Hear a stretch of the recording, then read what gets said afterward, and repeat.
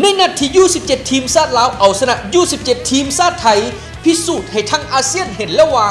ลาวสู้บ่ถอยนี่บ่เป็นเพียงแต่เกมบานเตะแต่มันคือจิตวิญญาณของนักรบสุดเยาวชนU17ทีมชาติลาวมาเบิ่งลูกฟรีคิกนี้นำกันปักหลักยิงแบบคริสเตียโนโรนัลโดและจังหวะสวนกลับในลูกนำ3-2นั้นบอกเลยว่าระดับโลกสไตล์ลิโอเนลเมสซี่ชัดเจนเลยทุกข้อผิดพลาดในแต่ละนัดที่ผ่านมาถึงนำมาปรับปรุงจนกลายเป็นความสมบูรณ์แบบในสนาม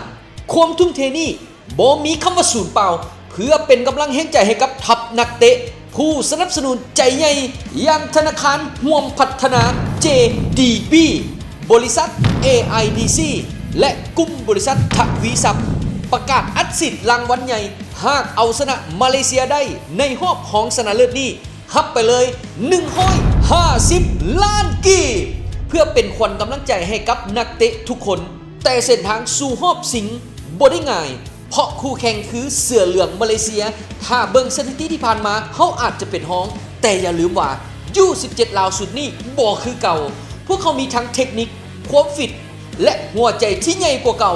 สถิติมีไว้ทำลายและพวกเขาพร้อมแล้วที่จะเขียนประวัติศาสตร์หน้าใหม่หมายปฏิทินของท่านไว้ให้ดีศึกตัดเสื้อพบของชนะเลิศU17ทีมชาติลาวพบกับU17ทีมชาติมาเลเซียจะระเบิดความมันขึ้นในวันพุธที่22เมษายน2026นี้ตั้งแต่เวลา 15:30 นาทีเป็นต้นไปที่สนามเกโลราเดลต้า